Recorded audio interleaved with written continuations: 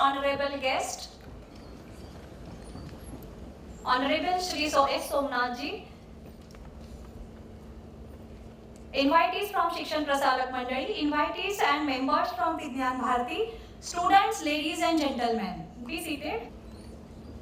On behalf of Vigyan Bharati Paschim Maharashtra, in association with Shikshan Prasarak Mandali Pune, I, Dr. Kirti Limgaonkar, warmly welcome you all for the National Technology Day Public Oration by Dr. S. Somanath sir. National Technology Day is celebrated every year on 11th May to recognize the achievements of scientists, engineers, researchers and innovators who contribute towards the technological advancement and self-reliance of our nation. It is a day that inspires young minds to explore science and technology for the betterment of society. We are very fortunate today to have honorable guests with us. To begin with this auspicious occasion, I humbly request all our distinguished guests, Dr. S. Somanath sir, Professor Nitin Kalbarkar sir, Shri Tushar Kulkarni, Shri Radhesham Agarwal, Shri Prasad ji to kindly come forward and grace the dais with their esteemed presence. I request Shri Prasad ji and Dr. Kaustubh Sakhre to escort our guests to the dais.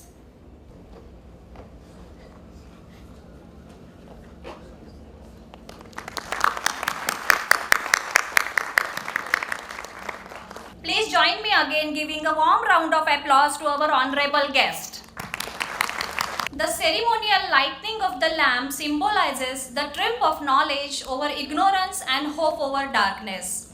It marks the beginning of an auspicious occasion with positivity, wisdom and enlightenment. Now may I invite our respected guest to graciously inaugurate the program by lighting the ceremonial lamp. And also I request Ms. Brunal Varnekar to recite Saraswati Vandana. Ya kundendu tusharahara dhavala, ya shubhra vastravrita, ya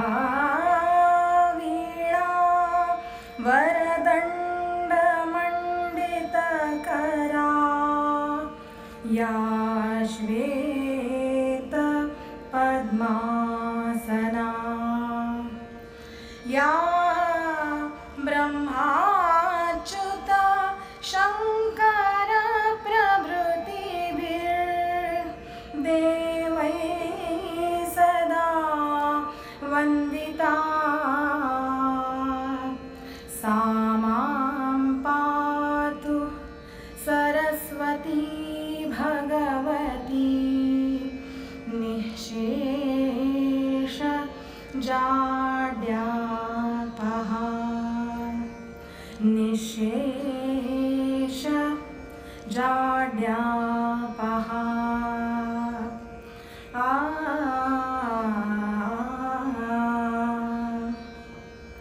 Shuklam Brahma Vicharasar Paramam Adyay Jagadvyapinim Veena Pustakadharinim Abhayadam Jadyandhakarapaham Haste Sphatikamalikam Vidadhatim Padmasane Samsthitam Vande Tam Parameshwarim Bhagavatim Buddhipradam Sharadam Vande Tam Parameshwarim Bhagavatim Buddhipradam Sharadam.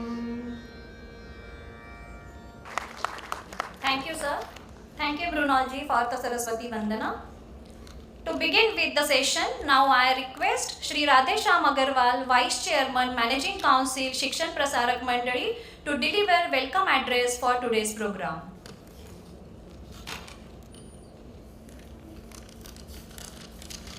Good afternoon, everybody. National Technology Day celebration. So we are here to celebrate the same. Dignitaries on the dais, Dr. S. Somanath, Professor Nitin Karmalkarji, President Vigyan Bharati, Paschim Maharashtra, and former Vice Chancellor of Savitribai Phule University, Shri Prasad Ji, Organizing Secretary Vigyan Bharati for Paschim Maharashtra, Shri Tushar Kulkarni ji, Managing Council Member of Shipramandal and CDC Chairman of SP College. Invited guests, faculty members, students, researchers, and all parents present here, a very warm welcome to all of you on behalf of Shikshan Prasarak Mandali, Pune. It is indeed a matter of great pride and privilege for us to host this special public orientation on the occasion of National Technology Day. Dr. Somnath ji contribution to India's space and technology mission has inspired an entire generation of young minds towards science, innovation and national development. Shikshan Prasarak Mandal has also believed that education must go beyond classrooms and actively contribute towards scientific temper, innovation and nation building. We have constantly supported such meaningful academics, scientific and social initiatives. Our association with Vigyan Bharati Paschim Maharashtra has also been long-lasting and meaningful since the day of the Kunthal program, and we are very happy that this collaboration continues to grow through impactful initiatives like today's program. Today's orientation on Indian technology rise from space to self-reliance is extremely relevant in the context of India's emerging global leadership in science and technology. I am confident that this interaction will inspire all the participants, especially students and young researchers, to contribute towards an innovation-driven and self-reliant Bharat. Once again, I warmly welcome everyone and wish the program a grand success. Thank you. Welcome again. Thank you.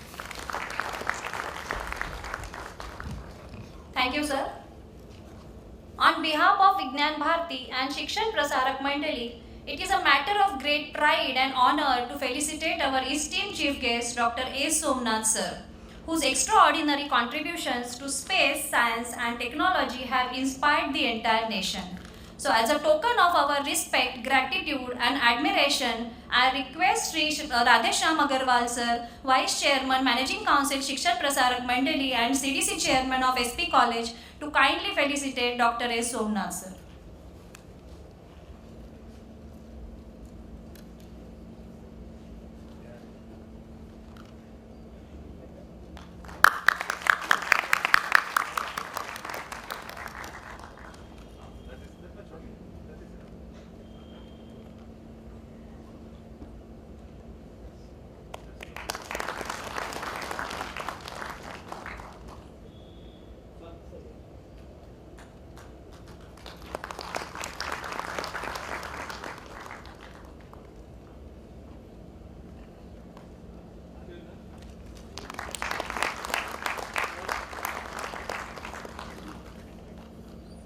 Thank you, sir. I also request Sri Radhesham Agarwal sir to felicitate Professor Nitin Karmalkar sir, President Vigyan Bharati.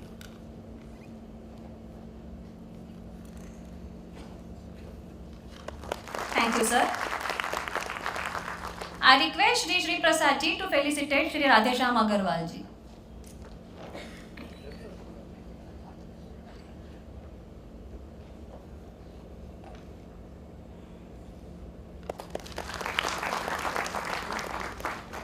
I also request Shri Prasad ji to felicitate Shri Tushar Kulkarni sir.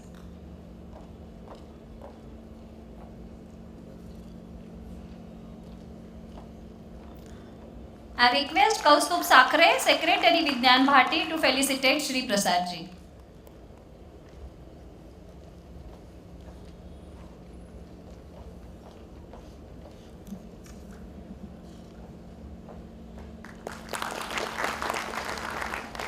Thank you, sir. Moving ahead, I request Professor Nitil Karmarkar sir, President Vigyan Bharati, Paschim Maharashtra, to give opening remarks for today's program.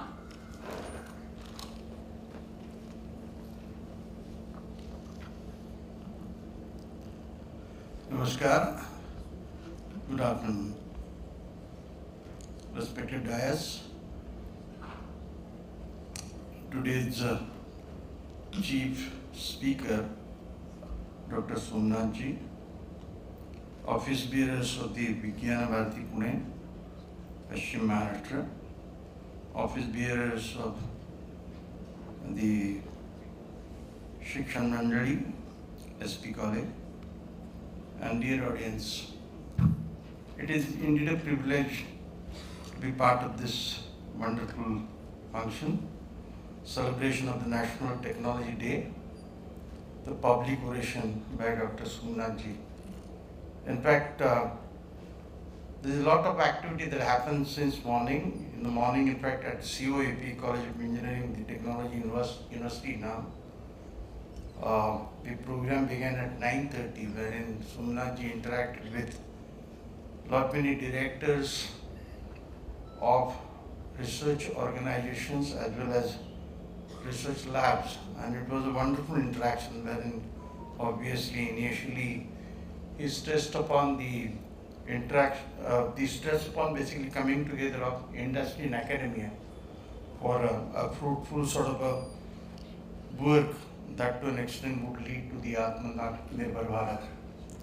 Subsequent to that, he had interaction with basically some startup people basically who have worked extensively, or rather some of them have just made the beginning.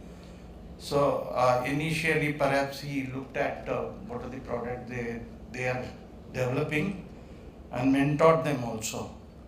And then in the afternoon, obviously, this particular function that has been organized by Vigyan Bharati, public oration by Dr. Somanath ji. In fact, we all know that the new education policy emphasizes more on breaking the borders, the disciplines basically. It is becoming more multidisciplinary character. And then incidentally, we started implementing this policy in 2023. And perhaps the 4th year of graduation we are getting into, which emphasizes more on research degree and honors degree. So in that basically the emphasis has been that whatever the industry problems are there or societal issues are there, those should become our research problem. That's how basically we can, to a great extent, strengthen the interaction between industry and academia. We need to increase the footprint of industry people on the campus.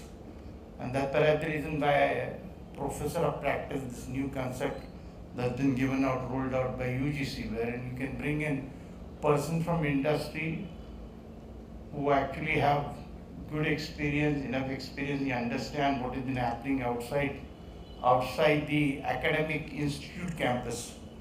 And this is what basically would in great extent bring in a flair to basically the kind of research that we've been doing. Otherwise, it is more of a replicative kind of research that so far we are involved into. Even if we look at on the campus of the kind of PhDs get submitted, it is just title change. I belong to the environmental science, so most of the time the river name gets changed, otherwise the pollution status of this river, that kind of thing that goes on happening. So instead of that, real meaningful research to a great extent would involve resolving the issues rather than just addressing the issues. And this is what is expected. And therefore, people like Somanath ji, who had a vast experience in basically in the space sector, we all know that most of the time we have seen him on television.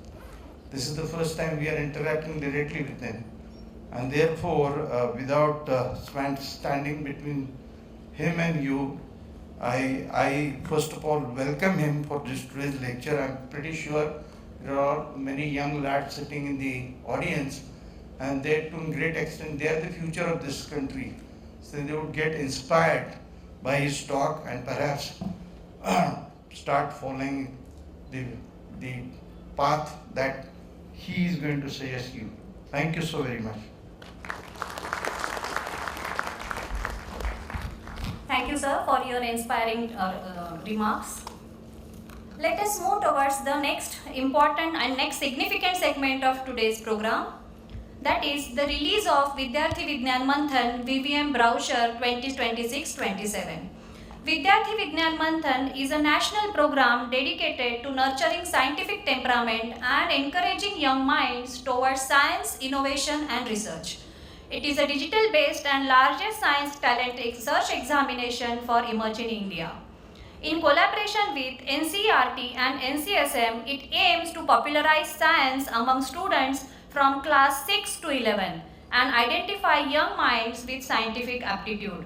I now humbly request our esteemed chief guest Dr. S. Somanath sir, along with the dignitaries on the dais and VVM outreach coordinator Mrs. Meena Malgaonkar, to kindly release the Vidyarthi Vignan Manthan brochure for the year 2026-27. I also request Kiran Badwe, coordinator, and Mansi and Kaustubh Sakhre to please join for the release of this Vidyarthi Vignan Manthan brochure.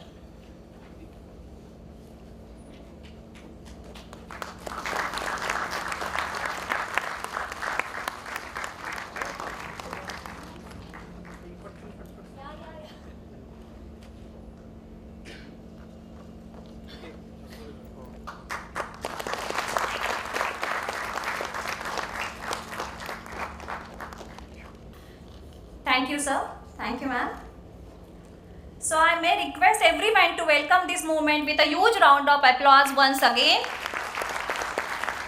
As we have winners from these particular national winners as well as state winners also in this auditorium, and they have performed very well through this examination. So thank you all. We are really fortunate to release VVM brochure with these hands of Dr. S. Somanath sir.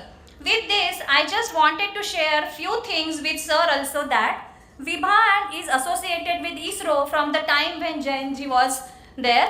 Also, I would like to share that Vibha in connection with ISRO has participated in the Space on Wheels outreach event, and I proudly want to tell sir that through this event we could connect 7 districts in the period of 3 months and could reach almost 4.25 lakh people. This is how Vibha and ISRO is working together. So round of applause for this particular event. Today we are truly honored to have with us such an eminent scientist, visionary leader and an inspiration to millions, Dr. S. Somanath sir. On this occasion of Technology Day, I take opportunity to introduce Dr. S. Somanath sir. Dr. S. Somanath served as Secretary of the Department of Space and led several landmark achievements in India's space sector. Under his leadership, the historic Chandrayaan 3 moon landing was successfully accomplished near the moon's south pole. Major missions during his tenure included Aditya L1, ExpoSat, INSAT 3DS, NVS-01, GSAT-24, SPADEX and LVM-3 OneWeb missions. He also played a key role in advancing the small satellite launch vehicle, reusable launch vehicle experiments and the Gaganyaan mission architecture. He was instrumental in shaping India's Space Vision 2047, which includes future lunar missions, the Bharatiya Antariksha Station and India's human mission to the moon. Earlier, he served as director of Vikram Sarabhai Space Center and Liquid Propulsion System Center and successfully led the LVM-3 X-Care mission in 2014. He has received honorary doctorate from 18 universities and is a fellow of several prestigious scientific academies in India and abroad. He pursued his education in mechanical engineering with university rank and doctoral degree from IITM Chennai. He is recipient of prestigious Hall of Fame Award from International Astronautics Federation (IAF), won Kármán Award from International Academy of Astronautics (IAA), National Aeronautics Prize from AESI, Space Gold Medal from ASI, and Distinguished Alumni Award of ISC Bangalore, and many more to his credits. He has published many research papers and participated in conferences. He has widely traveled across the global space agencies and participated in International Astronautical Congress at different countries. So there is many more to think this. I have just reduced his information just because of time. So with great respect and honor, I invite you, sir, to ignite the young minds in the auditorium. So, good evening all of you. Good evening. Today, the time given to me is till 5 o'clock, and I also have an urgency to catch a flight. So, from now to 5 o'clock, we will go through a presentation and then get into some discussions where you have some questions, etc. We can discuss. Okay? Or I can even cut down my talk and we can get into more discussion. What do you want? Okay, you need both. So, the topic given to me is on space, so I little bit modified the title here and then want to talk in the similar thing. So, will you be able to change the slides? Yeah, I can change. Yeah, okay.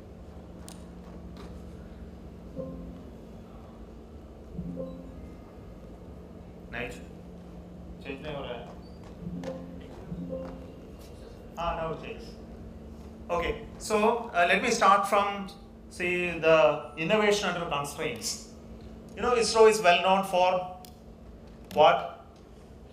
Doing things at extremely low cost. Heard of this? We call it frugal innovation, very low cost innovation. I think this is something where everyone asks me when I go to US or any Europe, they'll say, how did you really do this? How did you send a craft to moon at this money? We can't ever do that. I think this is very important aspect of our culture. See, this all started when we were still sending small rockets, 1960s story, when Americans were already on the moon, we were just launching small rockets, like the student rockets. Now we call it sounding rockets. That was the time in 1960s. So you can understand the complexity of going to moon and building small rockets from sheds at Trivandrum, Tumba, where we were building the early rockets. So there was a gap of almost 50 years in technology between us and somebody who had all that technology.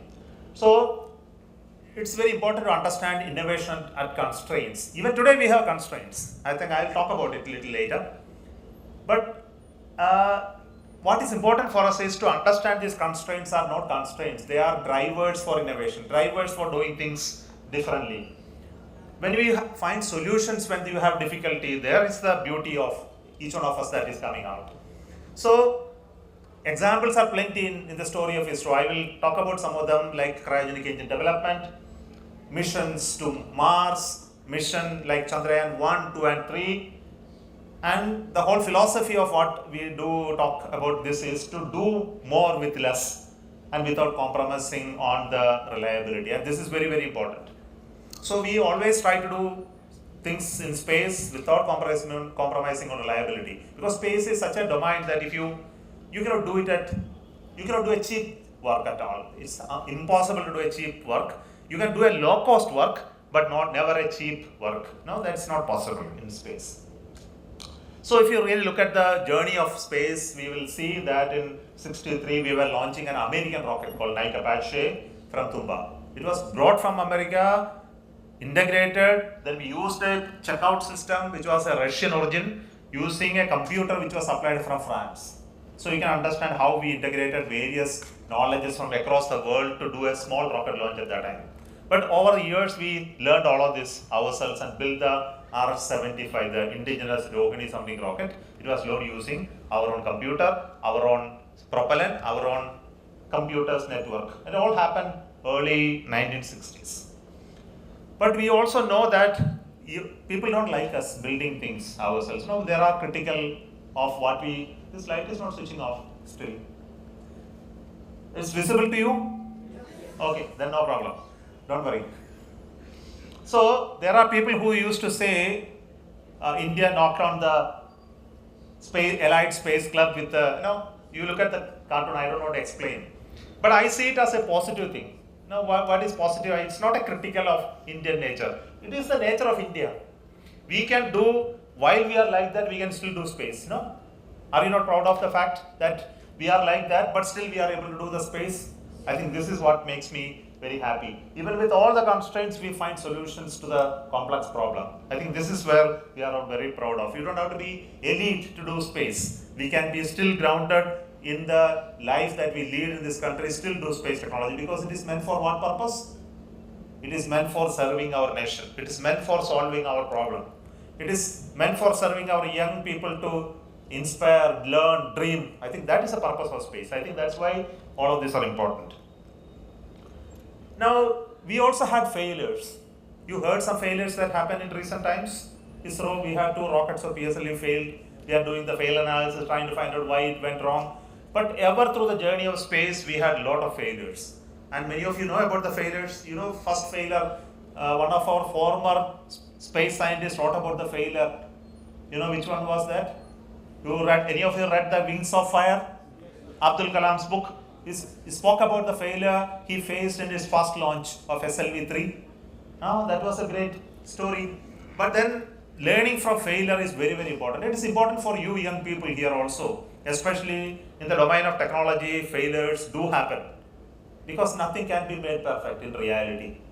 Any complex form of engineering always has a possibility of a failure at any given point in time, because there are so many things acting together to make something work, and little bit of lack of understanding, little bit of change in quality, or the assembly weaknesses, many things can really trigger a failure. So complex engineering thing can rarely be perfected. And of course, all we understand is that early failures were a failure at the early phase was lack of knowledge. Nobody was teaching us how to build rockets. You know who made the rocket equation first time? Anyone can tell? Who is the inventor of rocket equation? No, it is by Konstantin Tsiolkovsky. Head of him is a Russian who made the first rocket equation. Goddard is the one who built the first liquid engine rocket. Okay, an American. So Russians and Americans both contributed to building rockets. So early failures were lack of knowledge that we had. Nobody was teaching us how to build rockets, but we slowly learned. And this approach helped us to learn and refine our knowledge. So over a time, we learned the trick of building safe rockets. So when I joined ISRO, this rocket was being launched. This rocket's name is Augmented Satellite Launch Vehicle, ASLV. This was way back in 1985. And this rocket was not successful at all in the early launches. Just I joined, there were 2 of them were failing. And we had a terrific time in ISRO. And when I joined ISRO, there was no enthusiasm in anybody. There was failure happening all the time. And we were trying to develop a new rocket called PSLV. But the previous one was still failing. And everybody's morale was down. But when this was down, there were great leaders. Those great leaders came in front of us and told that we have to solve this problem because it is our problem. Nobody is going to come and solve it. And they gave us frontline leadership, and we overcame the problem, understood why it went wrong, we corrected it, and built the future rockets. So this was a very famous image in our time frame, 1980s, where ASLV was shown bending and breaking and falling down. You can imagine somebody watching this launch in such a way, how much desperate we will be. But that desperation helped us to build the technology that we have today. But then we started building the new rocket called PSLV. You know, PSLV is a workhorse rocket, but the very first launch was a failure. There were many other failures later. Even last 2 launches were failures. And I was part of the failure analysis committee recently. We submitted the report also, and then possibly this will be discussed in the due course of time. But what is more important is failures do happen in rocket building. And it has to happen very rarely. It cannot happen a frequent thing. If it happens today, next launch also failure, third launch also failure, then there is something wrong with the organization, something wrong with the people. But an occasional failure is always possible in the system because success rate of rocket launch is 1 in 100. So out of 100 launches, one can definitely fail. It can be the first one itself, it may be the 1 in the 100. Remaining 99 are going to succeed, possible, because it is finally it's all stochastic in nature. But then we developed something called system thinking. When we had failures, one of the important things that all of us realized is system thinking is important. What is system thinking? each one of us are experts in some domain or the other. You will all learn, students will learn and become a great mathematician. Somebody will become a great physicist. Somebody will become a biologist. Somebody become an astronomer. Somebody become a lawyer. But today we don't understand the link between mathematics and astronomy. Mathematics and biology. Computer science and biology. Do anyone understand the link between computer science and biology today? Can any student tell me what is the link between biology and computer science? Neural network is a very great idea because today biology has turned computational biology. Heard of this? Today you can actually synthesize complex molecules using computational domain. You don't have to actually do it yourself. Computational chemistry has come. So the future chemistry people have to know computational systems much deeper than in the past. So today we understand if you want to do anything in science, you cannot be an expert in one thing and do it at all. You have to be an expert in multiple domains and you need to understand the interaction between them. This is very important. If you are simply a mathematician, you can't solve any real life problem. If you are a simple physics person without understanding chemistry, mathematics and the interplay between life, you won't be able to make a great physicist today.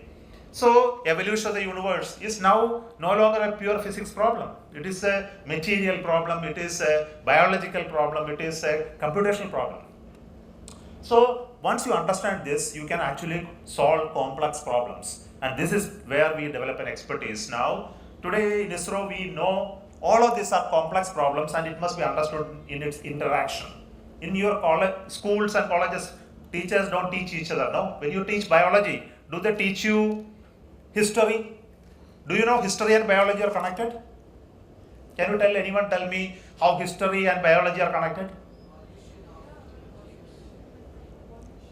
Evolution, genomics, okay, how the life get created over a period of time. It is a historical aspect of it and how events in history shape the life what we see here. I think they have a great connection.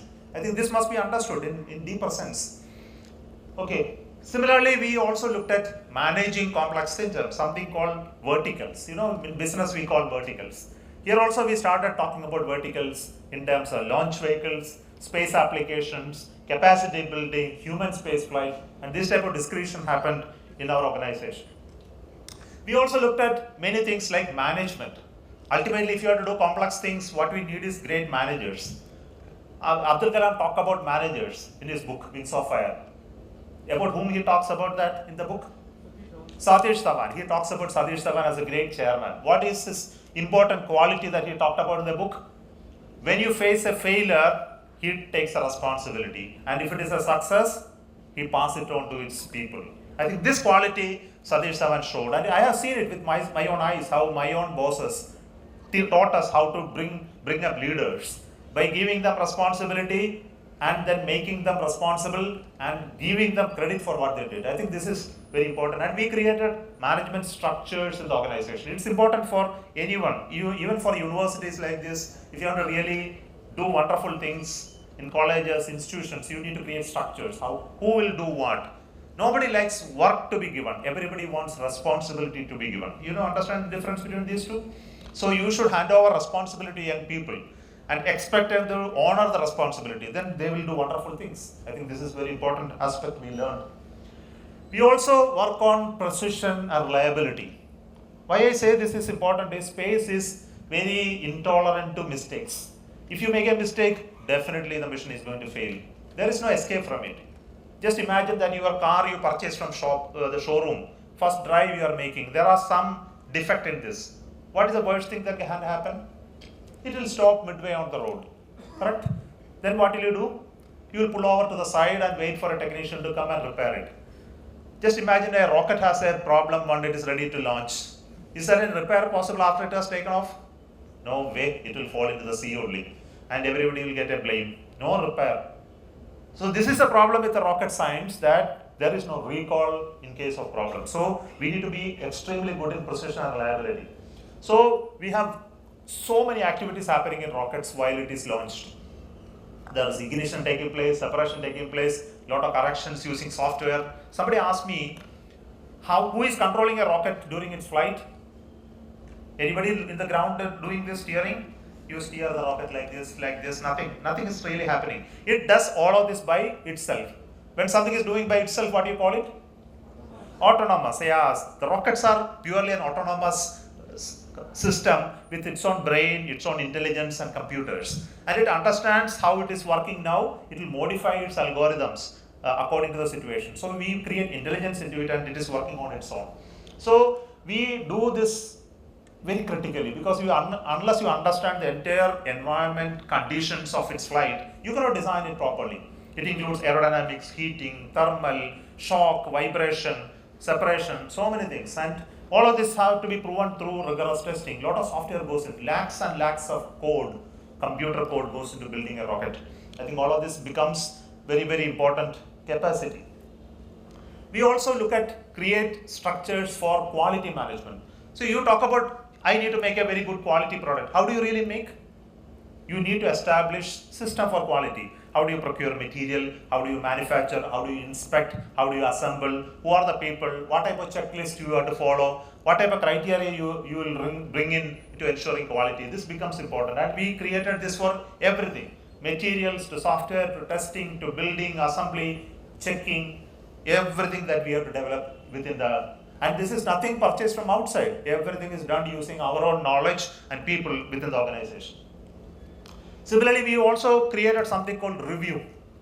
Heard of reviews? That if you do something, you will be reviewed. You just imagine you are a son or a daughter of a family and then your father says, I will review today.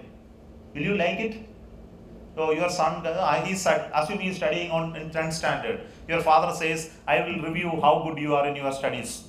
No son likes it, no daughter likes it, right? It is same for any organization. So if the boss says, I will review what you are doing today, because salary is being given, we all tolerate. Otherwise, we don't like it. Right? So, but in an organization, if you have to really do things perfectly, you have to get reviewed. And everybody, though they are experts, they make mistakes. Because they make mistakes, somebody else have to look at it to see that it is done properly. So we create a culture of review. It's very difficult in any organization. If you start reviewing somebody, they don't like it. So you have to overcome the dislikeness and get it reviewed to make sure it works properly. So we create a set of reviews as management processes to ensure that things work.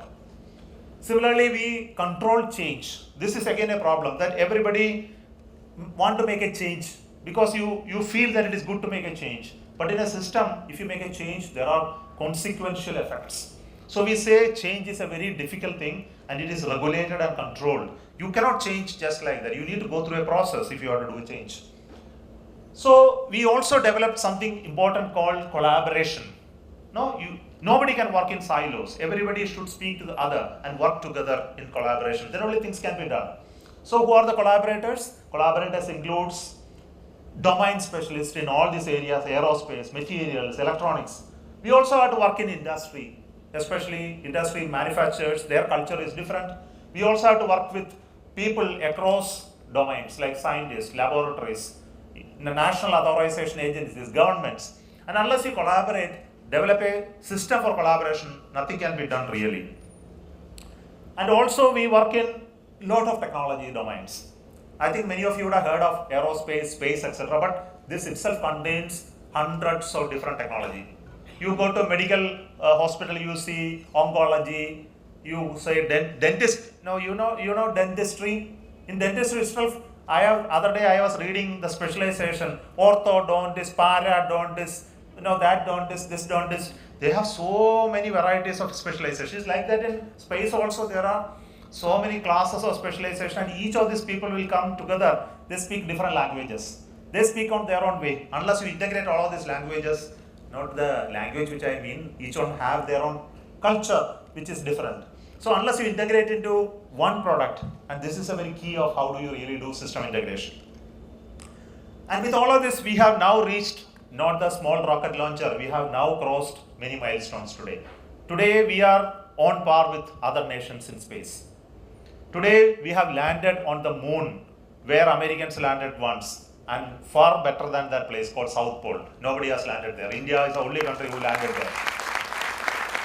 And we landed there first time we launched. We also went to Mars and we are the only country who went to Mars in the very first attempt using the first launch. Nobody has ever lived. And today we look at it, we have launched more satellites, 434 satellites for 34 countries using our rockets. Many of you may not be knowing this many satellites we have launched using our rockets, and we got money also. It's not a free service. Okay, we have done all of this and took money also, good money. And this is wonderful thing. We have launched our own satellites, 125 satellites, and we continue to do this for many years. But then what is more important is not that we did all of this. What is going to happen in the future is more exciting for us. For us, we are going to create a vision. And it's already announced by Prime Minister Modi ji last year that by 2047, we are going to, maybe before that, we are going to place one Indian on the moon, and not to leave him there, we'll bring back also safely. Okay, so we will create the required technology for him to go there and come back safely. But before that, we have to build something called Bharati Antariksha Station. We have to build a space station to send human beings back and forth. And for that, we have to build a rocket, which is bigger. And for that, before that, we have to build a Gaganyaan program to send human to space and learn how to do that. So a chain of events that lead to an Indian going to moon and coming back is already envisaged and funded. I think for your information, already money has started flowing into ISRO to do all of this. And this will be done along with industries and private institutions together. I think this is a great vision that we have created, and this is going to help us to grow the space sector substantially. But globally, there are a lot of things happening. I think when India does something, I think we need to understand globally it is not, everybody is not silent. Not only that we are doing great things, others are also doing great things. For example, if you look at other countries, you see Starlink is building thousands of satellites in space. You know, SpaceX is launching huge rocket to the space. Human space flight in Blue Origin and SpaceX vehicles are happening. Reusable landing is happening, and Mars colonization is being talked about. A lot of things are happening in the world across, especially in America compared to other nations. But this must be interesting for all of us. And why it's important? That not only that these things are happening, but many other things. For example, small launchers, small satellites are launched in thousands. In the last year itself, more than 500 satellites have been launched into space. More than 1,000 satellites are launched. And lot of strategic satellites are launched, looking at war situation and looking at borders, conflict areas. Very high resolution satellites with edge AI. Edge AI is nothing but on-board computation of intelligence. And lot of other elements like space debris issues, cloud-based services, quantum communication, a lot of things are happening, whatever is written. I am not going to read all of this. And these are very, very significant changes that are happening in the sector. And if you really look at the number of launches that are happening globally and number of satellites in orbit, we will be really surprised to see that India has much smaller share in terms of satellites, size, money. Everything is actually very small compared to others in the globally, which is not a good thing, no? We were behind in technology in 1980s, 60s, but now we are today on par with technology. But what we are lacking today is scale. We are not doing it in scale. We are not doing it in numbers. And we need to scale it up. And how do you really do this? ISRO to do this? No. ISRO cannot be asked to do all of this. In Europe, US, Russia, everywhere, it is not their national space agencies doing it. It is private companies are doing it. So we need to make sure that it is done by private companies in India. And this is a major change that we want to build. We want to make it happen today using startups, companies who will be creating space companies and then do this. It is happening. I think 2020 we announced a space sector opening announcement by Government of India. We said that private companies can now work in space and build rockets, satellites and applications and launch them. There is no regulation, no control. Provided they go through a certain verification, checking, then you can do all of this. I think this is a great thing that will happen. And today we have more than 350 private space companies in India building rockets, satellites and applications. This is a great thing to happen. Now, many of them, I just put some photographs. Two companies like Skyroot Aerospace and Agdikul Cosmos have done their suborbital launches. Just imagine, like ISRO, which did that small rocket launches, private companies have done their rocket launches from Indian land for the first time. And this is a great achievement. And many private companies are building their rocket technologies, they are testing. So many companies are building satellite components and launches. At least 3-4 companies have already built their satellites and launched in space and providing services. This is a very interesting time for private companies in space in India. And many of the names are written here, I am not going to read, and they are all into space business and some of them are really doing very well. Today, another interesting thing which is happening is ISRO rockets, which ISRO used to build, are now going to be built by private companies. We have handed over the technology, license of manufacturing, assembly and launching of these rockets to private companies. Why we want to do this? Because no longer government need to fund it, because it can be run on a commercial basis. We have already launched 400 old satellites using our own rockets. Now they can launch and make money. So we handed over that, and private companies are going to launch, and the first launch of this are going to happen in few months from now. Another interesting thing is satellites. Lot of satellite technology are happening now. Software-defined satellites, high-throughput satellites, laser communication, quantum communication, new bands. Those who are in the interest of communication interesting, you will know that QVW bands, optical frequencies, all these are happening now in the communication infrastructure. So how do we really make use of it? Similarly, in strategic domain, especially in defense, there is a lot of demand for early warning satellites to find out when missiles come. Can you track it using satellites? You would have watched the Ukraine conflict. Similarly, the Iran, Iraq, the issues that is happening in the Middle East. One missile coming and another missile going and intercepting. All this interception, control, everything happens using ground and space-based infrastructure. We need to create similar things. Similarly, we also have to have jamming and spoofing of our satellites and systems. So when other nations try to control or stop our satellite from functioning, you should be able to take countermeasures. And we also have to have domain awareness, like using space, can you find out radars, radiating signals, and number of satellites in orbit, etc. Can you track and find out which is adversary's satellites? So slowly the conflicts are shifting to space, and we need to have equipments to handle all of this.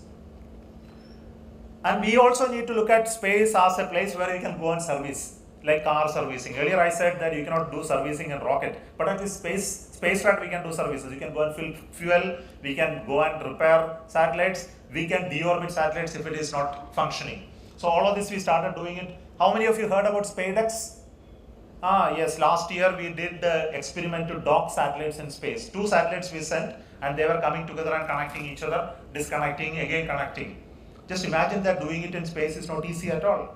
It's a very complex process of connecting 2 satellites. They are moving at tremendous speeds, and you should be able to control it very precisely. So there are a lot of critical technologies that we need to develop. I am skipping. And another important issue is to develop supply base for all of this in the country. I think this is also equally critical. Now, converting all of this into opportunities, let us say that many of the challenges that we have faced, we have been able to overcome and reach very good outcome. But then, one of the example is Chandrayaan 1. Chandrayaan 1 is the one which we launched in PSLV rocket and then found out water on the moon. Americans and Russians went to moon many times, but nobody detected water on the moon. It was India's Chandrayaan 1 that detected first time water on the moon. It's not an easy. Today, because of that image that we have here, this is indication of water on the moon. Today there is a great interest on going to moon once again. I think that's a very interesting contribution that we have done. Similarly, we went in Chandrayaan 2 to space. And what did we find Chandrayaan 2? Chandrayaan 2 generated one of the best ever images of moon today. 25 centimeter resolution images of moon comes out of Chandrayaan 2. No other spacecraft of the world has ever created such a sharp image of moon today. And this image is used by Americans and others for current landing. They are using, possibly Americans who have now made better images because they recently went there.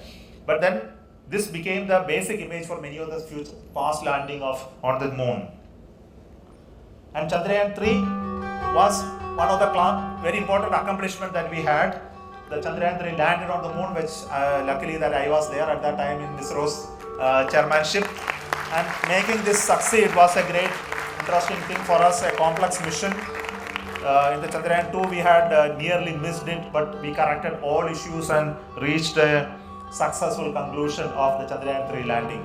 So I think all of you would have watched it in the screen, so I don't want to keep you waiting for all of this, so let me proceed. But more important is that we not only landed, we conducted all the experiments planned. There was not even a single failure anomaly in that mission. That's more important. We had a rover that has to come out. It came out. It moved almost 100 meters on the moon. Did all the experiments. We had experiments on the lander also. That also worked for 14 days. It was targeted, and we got huge amount of data, which currently almost 50 award publications have come out of this single mission. Now, look at the societal impact is very important. With all of this work, I think we have done great amount of societal impact in terms of communication, remote sensing, resource mapping, navigation, disaster management, water resources, food security, weather, disaster, national development. I think a lot of applications are there, which something which is significant to do that, to describe. Primarily, I would like to tell you that as far as government is concerned, there is various ministries which is handling. We decided that at least there must be one project with every ministry using space technology, and currently we have 90 odd such programs working on across ministries. And we also work on future capabilities like IoT, data analytics, AI, etc., where space-based data becomes integrated with the rest of the data ecosystem, which is currently a work in progress. We also look at how communication is currently handled by our satellites. You know that your television broadcast that you happen, DTH services, your ATM communications, everything is using our satellites.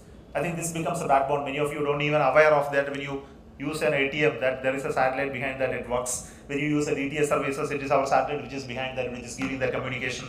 When there is some problem, our people in the midnight time, you need to do the corrections to ensure that it is transponder is switched to another because your channel should not get affected. There is a lot of work happening in the background. But with mostly private companies, least support, that ISRO is keeping our satellites working very well. We also work on NAVIC. I think recently you heard NAVIC has become a problematic. There were a lot of failures in this because the clocks that we use in this NAVIC were imported. And we had a huge issue of this clock, and this is now made in Indian. And we have launched one satellite with that, and future satellites are to be launched to make our NAVIC system GPS alternative very strong. But with the NAVIC, we are doing a lot of help, which is a messaging service. We support the ships, vessels that go to deep sea for communication. You know, using NAVIC, we can do messaging services where mobile connectivity is not available, like in oceans and in land areas. We can also use our satellites to do agriculture, insurance claims. Today, YesTech, that mechanism is based on ISRO satellites data. And a lot of insurance companies are tied up to this along with state governments to carry out agriculture insurance using satellite data. We do a Krishi Darshan program where the agriculture based in calculation of crop production, yield estimation, and how much is the coverage of each of the crops, etc. are based on our satellite data today. And this is a national asset for us today. We do climate and weather monitoring using our satellites. You would have watched in television and radios and newspapers, these images come regularly. You can look at ISRO's website also. And these images are collected on a regular basis every day. Every 30 minutes we have an image of entire India. And this image is analyzed to find out whether there is any cyclogenesis, any such disaster management requirement. There is a website which is called NDEM, which is handled by our Ministry of Home Affairs, purely based on satellite data for understanding floods and drought and cyclone and all of that. And in space, there is a lot of economics in terms of money. I think space is a very complex thing, and cost is a very high thing, because that's why many countries are not getting into space business. Cost reduction is top of item. So I am not going into the detail because of shortage of time. For young people, please read and understand how complex is the costing. So one of the importance that ISRO has done is to bring down cost of launching substantially in the coming days. We have done a lot of technological developments to ensure that space is affordable for people. I think this is a great work that we have done. Across the world, it is not happening. I think one of the important capability we need to yet to develop is reusability. So we are working on reusable space capability. So private space is another important thing which I want to tell you, that today you can look at space websites of these Skyroot, Acnicol, Ethereal. These three are the biggest rocket companies in India today, other than ISRO. And they are going to make their first ever rocket. Skyroot rocket is just ready. It has moved to launch pad. Maybe in another 1 to 2 months of time, launch will be happening. Acnicol is a Chennai-based company which has tested. X is developing a new big rocket engine, 200-ton thrust engine for a big rocket, and they are sufficiently funded today in private. It's a great thing to see this. Similarly, there are a lot of private space companies. You can also check them. Galaxy recently launched. I think many of you would have read in newspaper. Galaxy is the first Optostar satellite launched from America, Indian satellite. Satshur is a successful company. Dhruva is again launched their 2-3 satellites. Bellatrix build electric propulsion. Digandhara develops satellite-based strategic identification task. They even have contracts from American government. Pixel is a hyperspectral imaging satellite. They also have even US government orders. So really Indian companies are building space capability and getting orders from West. It's a great thing to happen. But there are a lot of challenges in space, which includes bringing the cost, large constellation and related issues, and new players coming in worldwide, and their conflicts are now going into space, and what we do unless you scale up our capability. We also see that human and space exploration is really catching up, and we need to make our Gaganyaan succeed and send our human beings to space and build up our astronaut pool. We have to look at exploring Moon, Mars and other planets over a long period of time. And India also has to reach there. Americans and Russians have already done. Chinese is planning big way into it, and India cannot afford to be left behind, so we need to work on this. We also have to look at ultimately human beings when they go and settle somewhere else. I don't want only one nation to go and settle. We want our Indian also to go and settle someday. So we need to create that type of capability within our space capacity. So long term our goals are to reduce technology dependency. You develop technology fast pace within India in domains like artificial intelligence, robotics, materials, quantum, manufacturing, synthetic biology and aerospace, all put together. Really the focus is on technology growth, and space is an example that we have shown that it is possible for us to work hand in hand with many other space nations. I did not talk about type of collaboration that we have with the other nations. Similar competence development in across domains are required in all of this in India for a technology driven Bharat. So that's something which I want to tell you today. And with that, let me conclude, and thank you so much for this opportunity given to me to talk this lecture as part of the Technology Day celebration. Now over to you for any questions and clarifications. Thank you. So will ISRO be able to tackle this problem for us, because in meteorology it is perhaps changing a lot of things in the country now? No, cloud seeding is not a space problem. It is a low altitude problem. It is an aircraft based work. It is not a satellite based work. So ISRO is not involved in cloud seeding. Cloud seeding is done by spraying some sort of chemicals or a salt in a low altitude clouds where the cloud is still not formed to condense and fall, crystallize and fall. So it's not a space issue. So Yes, sir. So my question is, right now we are seeing in news also about Andaman and Nicobar Islands. The deforestation has started, and many people are not aware about like why this is happening, and many people are opposing the deforestation. But I have also heard that the DRDO and ISRO, they are going to set up some facility, and so if you can give more details or insights into this. See, I am not the person in the government or anywhere who can give more insight into it. Currently, I am not part of the decision-making process. But as a citizen of this country, I can answer this question. I would like to answer it. Like as a technologist who understands this, I would like to answer very, very critically.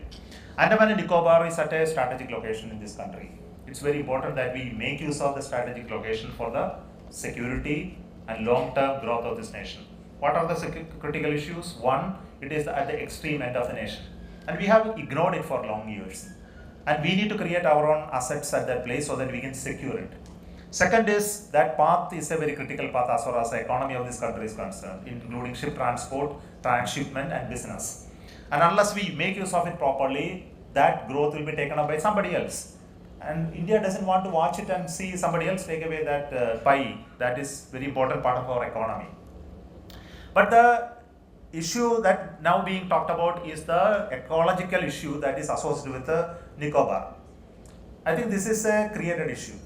Why I say this? As far as I understood the whole project, it's taken up only in very small part of the entire Nicobar ecosystem, which is very small area is only earmarked for conducting this.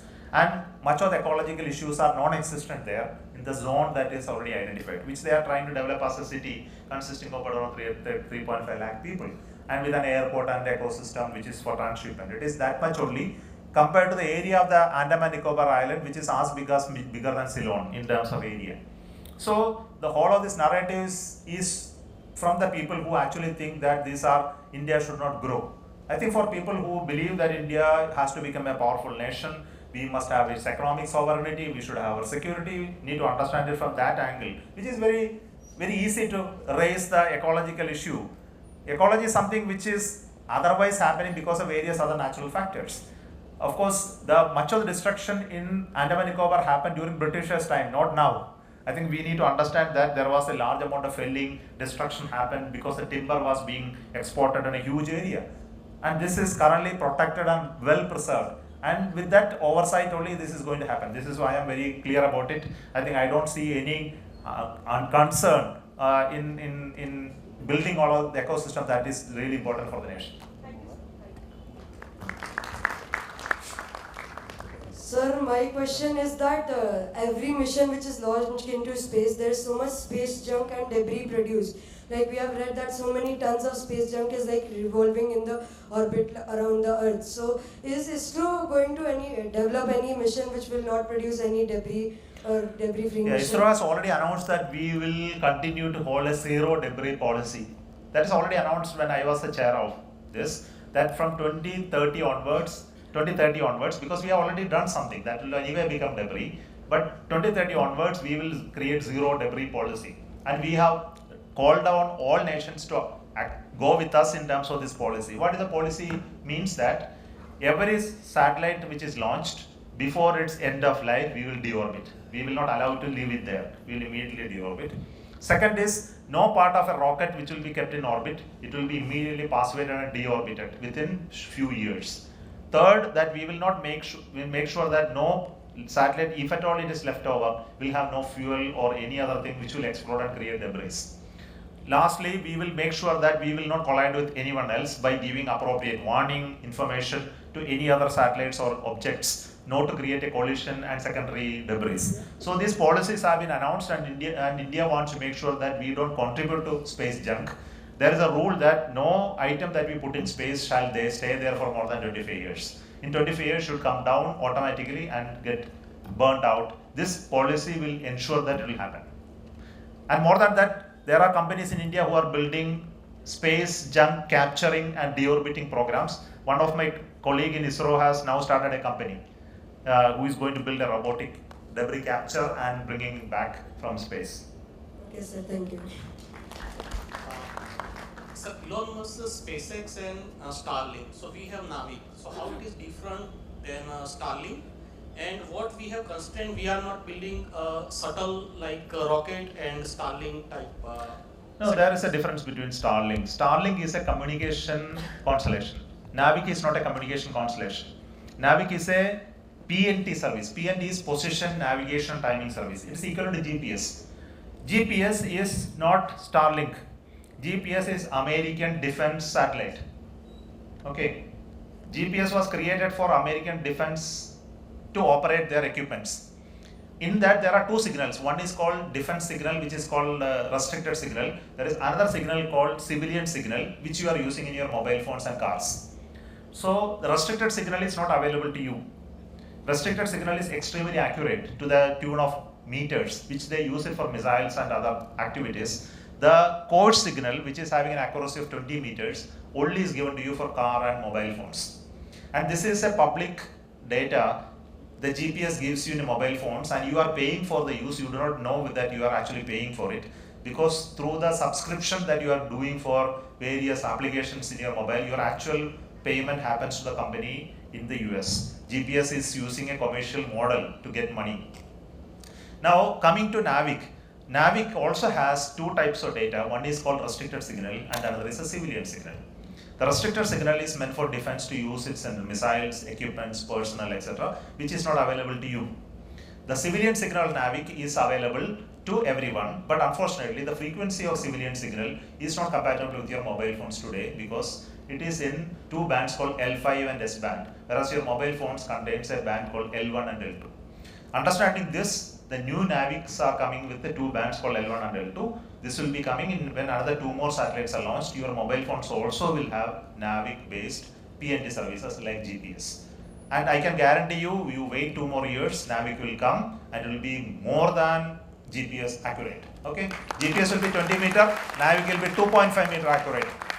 For India alone, it is not a global system. For India, it will have a very accurate signal. I think you can be rest assured, you should be patient enough for us to wait and build it, because unlike America, we cannot build it very fast. We have to procure a lot of components, including clocks and electronics. It is not made in India.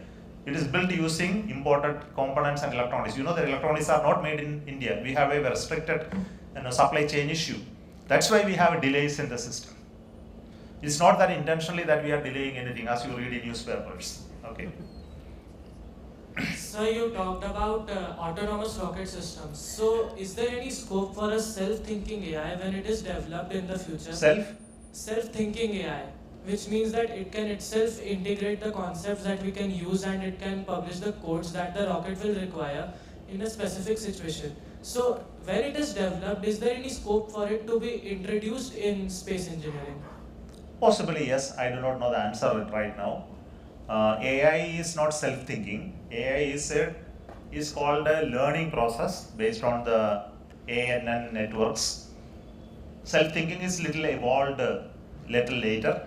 Okay, there are various topics which we should discuss. I am not going to discuss on AI at this moment because my talk is specifically on space.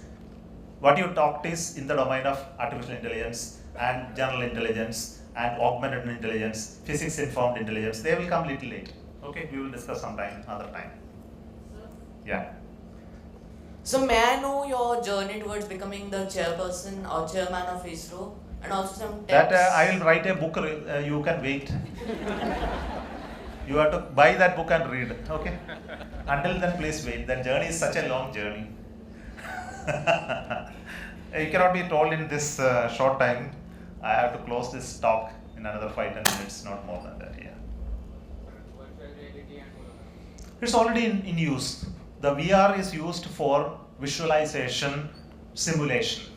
What is VR? You can actually immerse yourself in the work that you do. For example, the engineering. You can actually walk into the rocket, see the components, assemble that, make a trial, or you can walk inside the engine. I have done that, and I have seen these models like a 3-dimensional model. You can actually put your hand and then see whether you can actually touch it, wearing the goggles, and see physically whether it is possible. So many of those things can be done through virtual reality. You can actually train technicians how to assemble.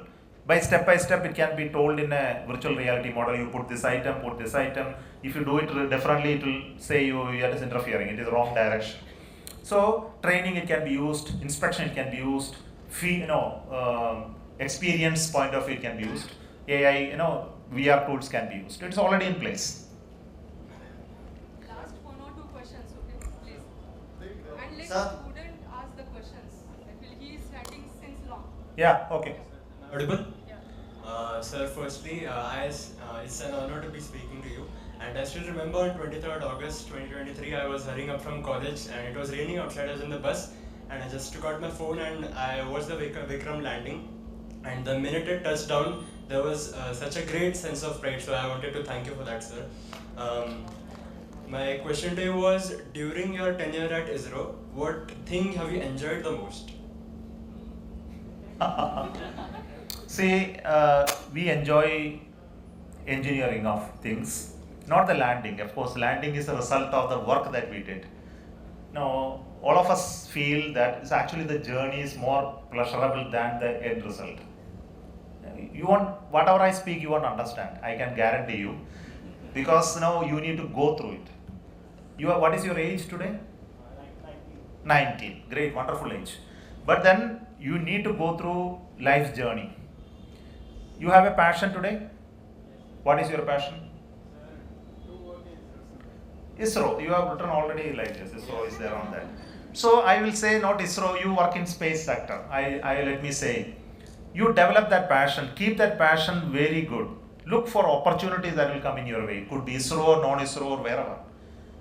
Once you work on this passion, I can guarantee you the life journey will be so pleasurable. I can tell you that after joining ISRO, I worked for 40 years. I never felt that it was 40 years. After retirement, I could see it is only just 5 years that has passed. And it is literally so. See, once you start enjoying what you do, you never work. You know that? You stop working the day you start enjoying what you do. And this is very important. Whether you are able to enjoy what you do, and the pleasure is in every day, not in landing or anything. Pleasure in seeing the things fail, analyzing the failure, coming back successful again, working with people, working on technology. That is great. Every day evening you look at back and what you did today, you feel so happy. You understand that? And complex problems when you face, you next day you cannot sleep and you come back and work on it and solve it. The joy you get is immeasurable. And this is what you should enjoy. That's what life is all about. Okay, life is all about finding joy in things what you do. And at the end you can see that I have led a very happy life, irrespective of all the difficulty that you will have in personal life space or family and many things, other things. Things will happen around you. But you keep one passion strong in you, that will keep you bright and happy. And that is the most wonderful thing that you will enjoy. So keep that passion and work for that passion. It is tough. It involves learning continuously. It involves sacrificing some part of your life for it. Okay. It involves working with so many people whom you like or don't like. It involves sometimes getting blames and complaints about you. All of these are part of it. Life is not easy, but ultimately looking back at this time, you find you have done something wonderful and you enjoyed the journey. That is what is making me happy, not one landing. Landing is a result of a lot of years of work. Thank you. Sir, I've got a question. I'll ask a question in my domain. I am a software engineer, undergraduate at a software engineer company, and I would like to ask you a question about, is there a scope for, currently I am learning AI, ML, full stack development and all those associated things. Is there a scope for me to join ISRO in the software field to help in the background process? You are a computer science engineer? Learning, undergraduate right now. You are graduated, not yet? Yes. Not yet graduated? Not graduated. Okay, so ISRO recruits computer science people. We advertise every year for computer science and around 30-40 people we recruit. Every year? Yeah, every year, yeah. You can apply for that. You look for the advertisement and write the examination. And are there any internships, paid or unpaid? No, internship is difficult in ISRO because we don't encourage too much of internships except the local colleges that we encourage, because it is too difficult for us to work with interns in an organization where the workload itself is too high. The engineers don't have even time to mentor people. So because the internship is not easy in ISRO, so you can only join whenever you... As a full time? As a full time, yes. And the current scope is going towards AI. And there is a huge amount of work happening in so many domains. AI, we have work in robotics, we have work in AI in edge computation, including space edge compute, especially in satellite image identification, object identification and things like that, signal intelligence, and even genetic algorithms, which we call genetic algorithm based design, rules development, and many things. There is at least 100 people working in ISRO AI team across centers. There is huge amount of scope. Okay. Yeah, just last question, okay? Sir, I had a technical doubt that when you press a water hose, the pressure increases and water gets out faster, and you feel a more thrust coming towards you. So in a rocket, the engine is not thin. I mean to say that the engine is not like this, it's like this. So why do they make it a little interest increases? Wonderful question. I think many of you wouldn't have understood this. You are talking about water, no? Water pipe. You water pipe you take, you put water flows like this. If you press little sharp at the edge, water goes farther away. Speed increase, correct? Yes. Okay. Whereas the actual thing in flowing in rocket is not water, it is gas. Gas laws are different than water laws. There is something called fluid dynamics. There is a domain of technology called fluid dynamics. Heard of Bernoulli? Yes. Bernoulli's equation? Yes. Okay. You will study a little deeper than Bernoulli's equation called compressible flows once you goes into engineering, and you will understand that why gas flows are different than liquid flows.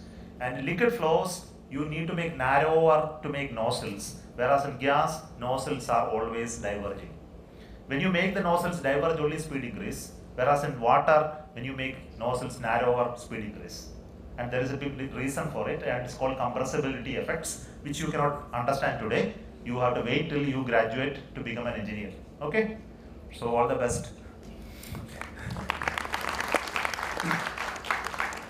Thank you. Thank you, sir. I request other dignitaries to please accompany sir on the dais. Thank you so much, sir. You introduced us to the wonderful aspects of space missions and various fields where ISRO can work. Your speech has broadened our views about ISRO and specifically applications of space. It has created a huge enthusiasm in our mind. Specifically, I would like to say your guidance about team leading qualities, about success and failure are very important for the progress of the nation. Learning from failure and the real stories of failure and achievement are very encouraging for the today's session. Knowing about various space missions and challenges for that is very, very enlightening. Sir, your journey and contributions continue to inspire young minds to dream big, think scientifically, and contribute meaningfully to society and for the national development. Thank you so much, sir, for once again. Thank you for your motivation and guidance. Moving ahead, now we proceed to a proud and inspiring moment of today's program, the felicitation of state level winners of Vidyarthi Vigyan Manthan. I humbly request our esteemed chief guest, Dr. S. Somanath sir, along with the dignitaries on the dais to kindly felicitate the state level winners with the group photograph with them. I request district toppers also to join for the photograph. So first I request 6, 7 and 8 standard students to come along on the dais for the photograph. Be fast. 6, 7, 8. 6, 7, 8 standard students. You have to come from that side on the dais and you will get down from this side.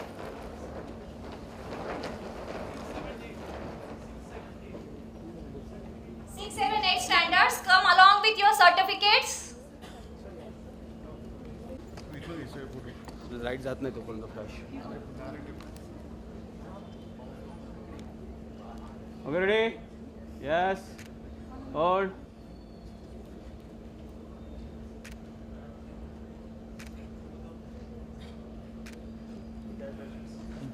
Thank you. 9, 10, 11 students, please come up on the dais. Excuse me. Move.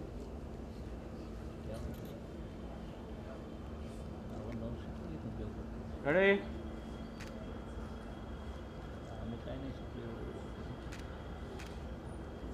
Thank you. I request all the volunteers, please be fast and come on the dais for the photograph.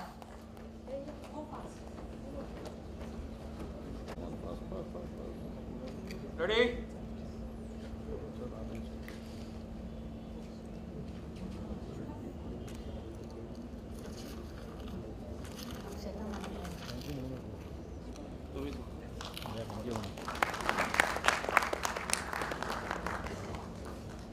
Thank you, sir. Thank you all. Please be seated. Let us encourage and congratulate these young minds with a big round of applause in the hall.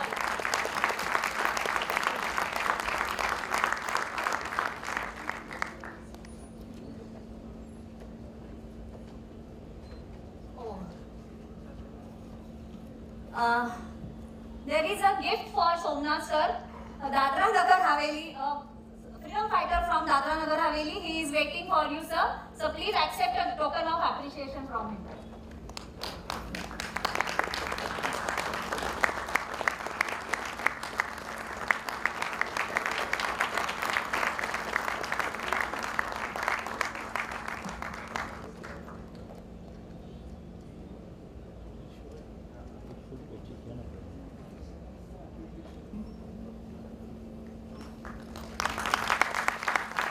Thank you all.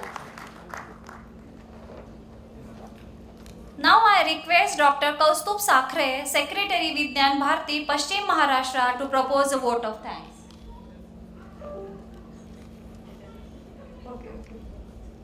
Thank you, sir. Your presence in the hall and in the auditorium today, we are very happy to meet you and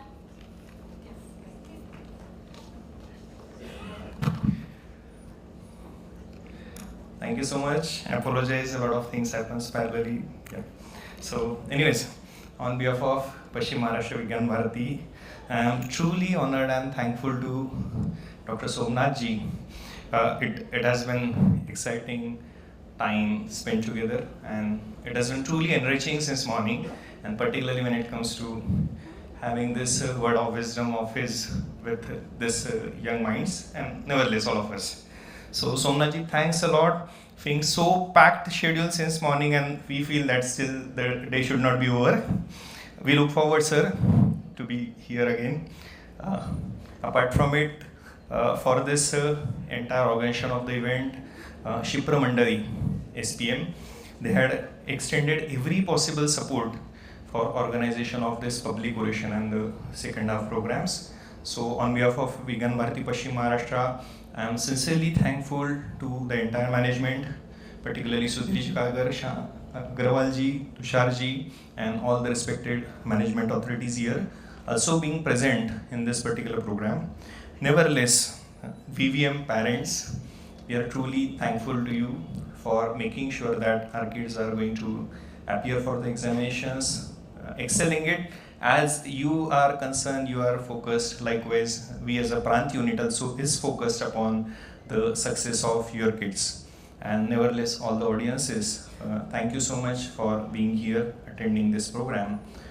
With this note, maybe, nevertheless, if I would have missed out anyone, on behalf of Vigyan Bharati Paschim Maharashtra, thankful to all of the efforts which are seen, not seen. Thank you.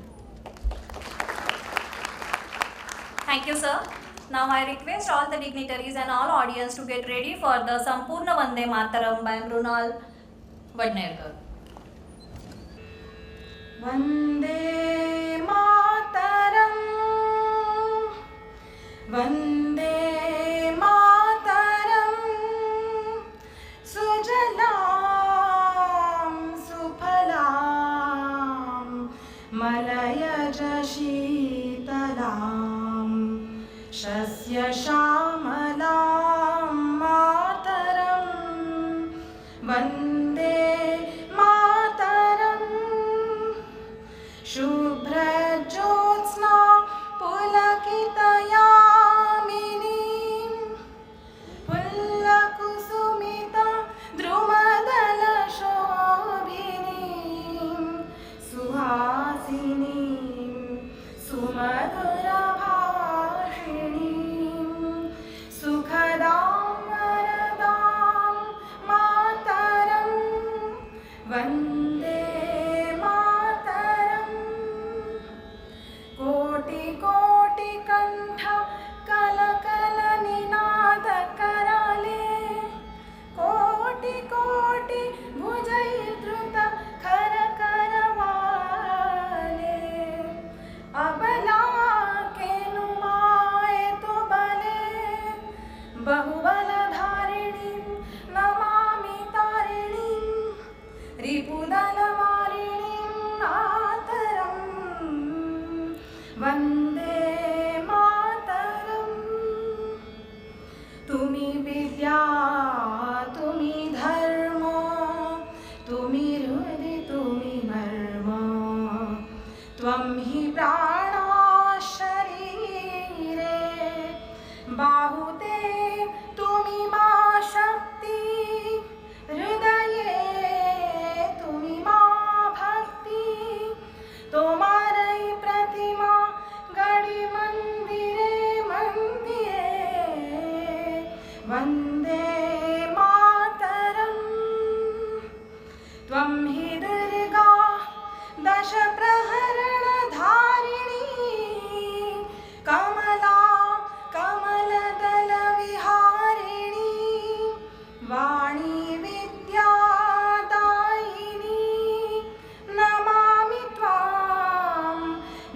Namami कमलाम् अमलाम् अतुलां सुजलां सुफलां मातरं वन्दे मातरम् श्यामलां सरलां सुस्मितां भूषितां धरणीं भरणीं मातरं वन्दे मातरं वन्दे मातरम्।